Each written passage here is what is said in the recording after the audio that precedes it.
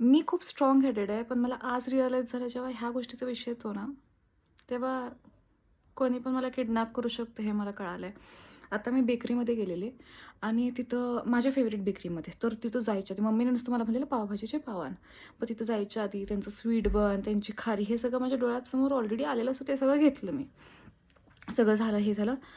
तर त्यांनी आज चिकन पफ ठेवलेलं, ते युजुअली ठेवत नाहीत. माझी नजर त्या गोष्टीवरती पडली. पण मी स्वतःच्या मनाला सांगितलं, की नाही ते घ्यायचं नाही. मम्मीने कधी पावभाजी बनवली आहे, उगाच शिव्या कशाला खायच्या फ्रीमध्ये. मी बरं. मग तोपर्यंत मी मम्मीला कॉल करून सांगितलं, की "मम्मा मी हे सगळं घेतलं, अजून काय घ्यायचं आहे का?" मम्मा म्हणाली, "नाही." मी मम्मीला विचारलं, की "मम्मा चिकन पफ घेऊ का?" तोपर्यंत मम्मीने कॉल कट केला. माझी हिंमत नाही झाली तिला परत कॉल करून विचारायची, कारण फ्रीमध्ये शिव्या. मग कॉल झाला, मग मी ठरवलं, की नाही घ्यायचं आहे.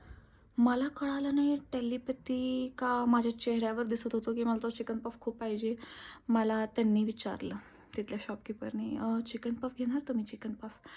आणि मी म्हणलं, "no, thank you, no thank you." असं मी म्हणलं. विनिंग मूव्ह कुठं झाली मी तुम्हाला सांगते. मी असं डोक्यात ठरवलं, की ठीक आहे आज नाही खाणार चिकन पफ. नेक्स्ट टाईम घेते, नेक्स्ट टाईम घेते एवढं काय. दॅट मॅन जस्ट सेड, "आम्ही चिकन पफ असं बनवत नाही हां, नुसतं ऑर्डर असते तेव्हा बनवतो. त्या ऑर्डरमधले थोडे राहिलेत."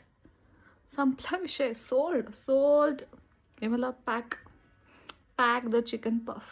म्हणजे समजा ते 2 चिकन पफ मी घेतले नसते, तर काय झालं असतं? नाही. पण माझं मन बनलं, ते चिकन पफ तू आज खाणार नाही, ते परत कधी बनणार? तू ऑर्डर प्लेस करणार का कधी होणार? समजा तू ऑर्डर प्लेस करायचं जरी म्हणलंस, तर तू खूप विचार करशील. त्यांना तर ते राहून जाईल. म्हणून तू आजच घेतले पाहिजेस ते चिकन पफ. नाहीतर परत आयुष्यात कधी तुला खायला मिळणार? ह्या नादात ते चिकन पफ मी आणला आणि अजून मी माझ्या मम्मीला सांगितलं नाहीये. आता पावभाजी खाऊ का चिकन पफ खाऊ? पण तुम्हाला पण माहिती आहे आणि मला पण माहिती आहे, मी दोन्ही खाणार आहे.